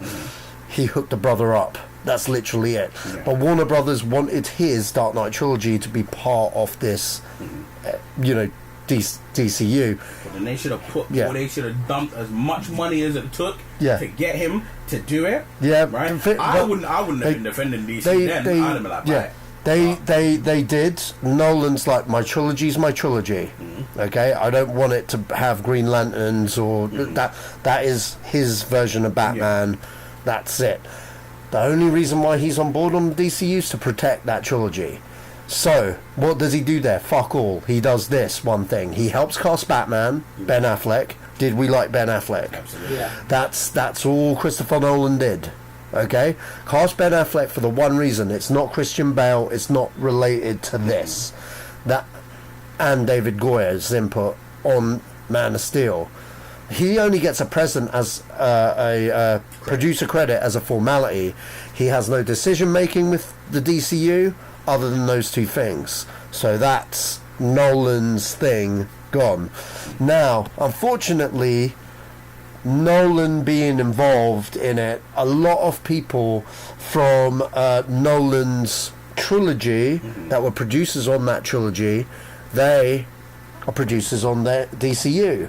Now, these guys know how to make a good crime thriller and a good, detective film, which Warner Brothers were really good at doing.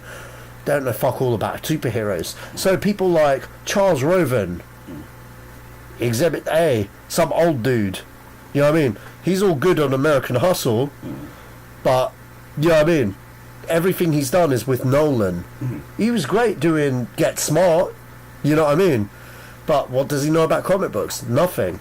That's probably why he was the first to go to, to the horror division down at Warner's, you know what I mean? So he's gone, and, we still got all the John Peters, John Berg, Michael E. Olsen. I understand why he's there, because he basically produces every Batman movie, and he's a Batman fan. Michael Unsler. Yeah. So, but there's a lot of people on this list that are like, why are they even there? You know what I mean? Yeah, but that's the thing. And most Unsler, him there, you know what? Yeah. He gets a free pass forever. Yeah, he does. Right? He does. He gets a free pass forever for what just, he did. Yeah. Right? Well, making Batman. No, not even that, yeah. Right? He did something a long time before that. Oh, what did he do? Right? He got, some guys who probably may not know, right? There was a time in America where they were like, universities were basically advertising for new courses. And he went there and he said, I want to do a course on comic books. And, he went to the board, and the board were like, you want to do a course on funny books. Because obviously, considering the time that this was, they were like, yeah. And he was like, nah, I'm not really feeling that. Yeah, when I was a kid, Superman was my favorite, but that's about it. That's as far as it goes. He was like, look, superheroes are basically the modern mythology that we used to give to Bibles, that we used to give to stories like Excalibur and all things like that. And he was like, yeah, you stretching him kind of thin. And he was like, okay, you said that your favorite guy was Superman. He said, yeah, okay, tell me the story of Superman. He told him what everyone knows: Krypton's dying, the parents put him in the rocket ship, send him to Earth to be raised by the Kents. He grows up to be a great big superhero known as Superman. And he's like, okay, tell me the story of Moses. And he's like, oh, well, the pharaohs are going to wipe out all the Hebrews. So the parents put him in a wicker basket, send him upriver. The guy stops him and sends him, and he's like, yeah, you got your course. So he is the guy responsible for bringing comic books to the educational setting, where people had to start realizing superheroes are not just the funny pages. They're not just for children. They have a deeper level of meaning to them, which then led to people like Stan Lee coming to him saying, thank you. You put forward information that we already knew. You finally put it in such a way that people outside of our industry started taking note, which then led to things like, oh, when it's time to do a Batman film, and it was like, hey, well, we kind of need to bring this guy on board. So he gets a free pass. Straight up and down. You free pass for life. Laminated. Okay. You know what I think, honestly, with this whole thing? I think Warner's need to put this thing to bed. I think Warner need to sell the property. That's really what it is. No, I think they need to just reboot this whole thing. It's a mess.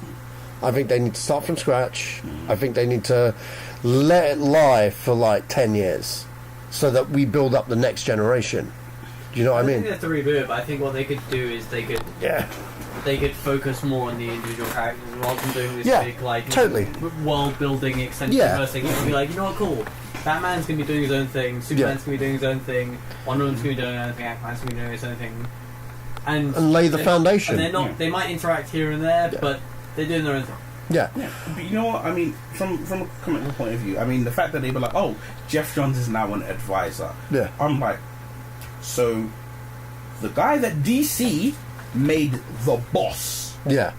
DC Comics were like, you know your shit so well, you're the boss. Yeah. You have the opportunity to pick this man's brain. This is also the man who, when they rebooted it and made the new 52, they were like, Jeff, sir, we need your help. Yeah. We're rebooting it. We need you to put things in place. He's the guy who put it in place. They want to make Flashpoint the movie. He's the guy who put it in place. What's your thoughts on... And taking him down to a freaking advisor's role? I'm like, nah, you know what? You already screwed up when you had the opportunity to have Mark Millar and you turned him down because you said he was a Marvel guy. Right? What was I going to say? So yeah, the other thing that's come out of all of this is that they rushed Justice League just so that the bigwigs could get their bonuses at the end of the year. No, literally, that's literally what happened. They were given the option to release it in the summer, refine the story aspect of it, or keep to the release date. Thoughts? Yeah. You know what? All I say to that is that it's clear as day that they're throwing Zack Snyder under the bus. They're trying to paint the whole failure of the DCU on Zack Snyder. They're trying to pin it on his shoulders. They're trying to make him Atlas, the world. You're having to hold this world up and you're failing. That's what they're trying to do. If they waited 6 months, he'd be back. Yeah, he would have been back. And he'd have been back and he'd have been looking around and then they'd been like, what's this 2-hour piece of shit you trying to do? Yeah. Right? It'd be like, where's the rest of my film? Yeah. And they would have essentially no choice but to pull it forward and make the film as intended. And then we'd have been having a whole different conversation. Well, but you know, I mean, like, you get your bonus because obviously, even if the film doesn't make a sizable profit, well, it's going to make enough money, that they're going to get their bonus. Well, this is the thing. This is why the heads are rolling. Justice League needs 700 million to attain any form of a profit. It's a $300 million movie. They spent over 150 on advertising. Over 150. Now, you know what I mean? That's like almost 500 million right there. You know what? You know what I mean? What really takes the piss? Yeah. I mean, even if you think about it, right? I said, well, I'm not gonna go back on any of my words. I was there defending, as long as Zack Snyder was in, I was defending DC to the end. And look at the start, the first couple of posters, first couple of advertising for Justice League. Look at the final posters and advertising for Justice League. The first couple of posters said "Unite the Seven." That was the logo. That was the subtitle was "Unite the Seven," and it was showing you clear as day Superman is alive. Yeah. Right? You didn't have to see Batman v Superman. Superman was alive. You knew he was alive from the first couple of posters. The first picture had him in the Superman, the Iron Man, one hand on the ground pose, right? And all the Justice members were there, and it was Unite the Seven. And you were looking, and you were like, well, there's 6 of them, so there's one more person to come. And there was speculation: is it Martian Manhunter? Is it Green Lantern? Who's the 7th person going to be? But it was, you had your team. Then it was like suddenly it became more stylized and funny. We were talking about Bohemian Rhapsody Yeah. because the poster started looking like Bohemian Rhapsody, right? And it was like things started changing, things started getting altered and things. And then it wasn't Unite the Seven, it was All In. Then it weren't All In, then it was You Can't Save the World Alone. And I was like, yeah, but why does the S have Superman's S on it if you're trying to hide the fact that Superman's in it? And I was like, are you stupid, dumb, or slow? Yeah. You know, that's just marketing. That's Right. not the WB. No, but Yeah, here's what I'm but saying: yeah, is it's doing dumb. things like that, when even out aspects like that, where the marketing is like you're marketing a film with the spoiler. Yeah. I'll be like, it didn't work for Terminator Genesis. Why would it work for you? Right? It ain't work then, right? You think it's gonna work for you? It didn't work for them. Oh, good. No, it's just like, you know what? They realized, I think maybe even at the end, long before the release of Justice League, they realized, you know what? All right, guys, it's not really working for us. It's not working the way we want. We're gonna pin all our hopes on Flashpoint or just a complete. They've just moved on to the next thing to try and hijack. I mean, here's the thing. That's not going to make 700 million. Okay, the drop off is too much. That's not going to make another 100 million. It's going to Where is it right going to now? come close. It's 613. But if you look at how much it's doing daily, it's a big drop off, man. Do you see what I mean? Yeah, it went from 8 to 2 Yeah. to 8 to 210 to almost 3 down to 1, almost 2. Yeah. And now it's staying there. And you got to understand what comes out next week. Yeah. Star Wars comes out next week with a predicted $200 million opening based on pre-sales alone. Justice League is gone. You know what I mean? It's gone. It's not made a profit. It's just made a profit. Do you know what I mean? Yeah, it's just made its budget back. It's just made even. That's not even a sequel. You know what I mean? Yeah. Under any means necessary. No one's going to greenlight a sequel there. But you know what I mean? Like, waiting that long, budget would increase though. Yeah. So that's like, right.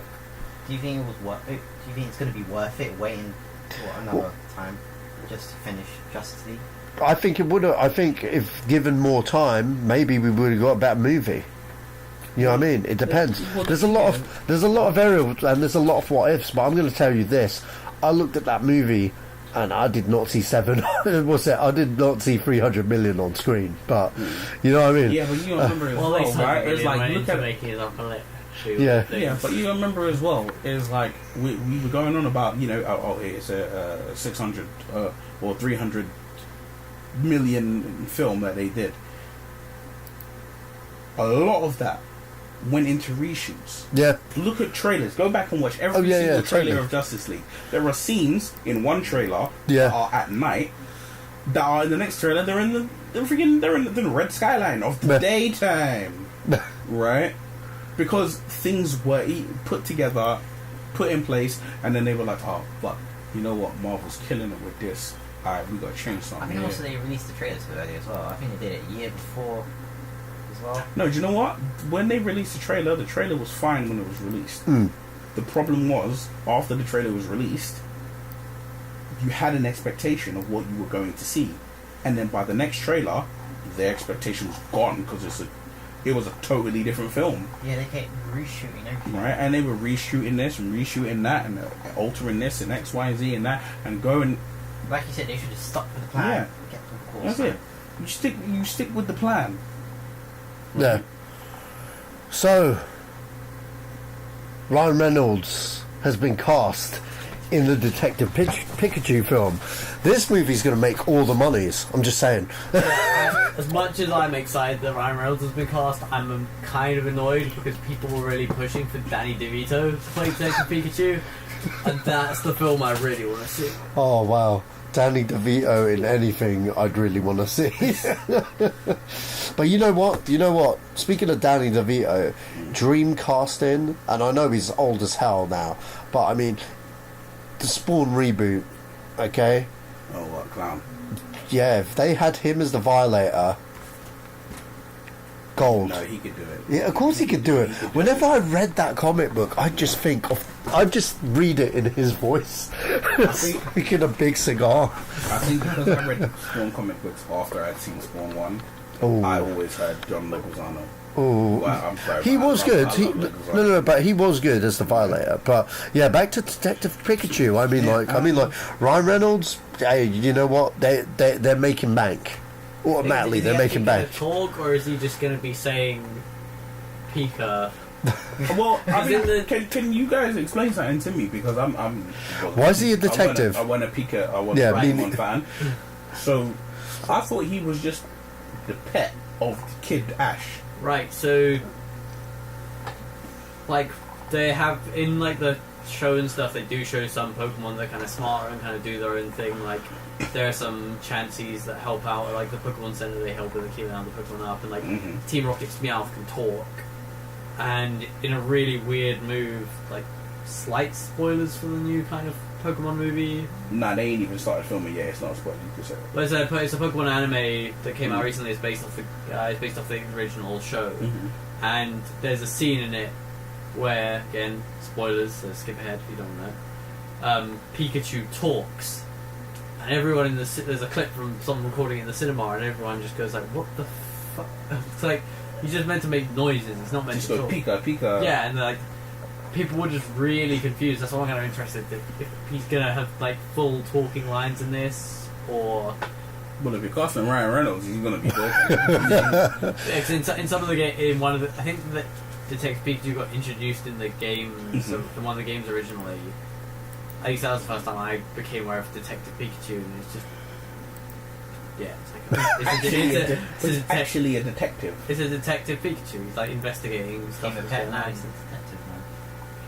But I think I reckon it'll be a fun kids film. Like it's a bit silly, but I think that's kind of the point of it. It's just meant to be fun and like kids will have fun with it. You know what? Fuck it. We had an emoji movie. Go ahead.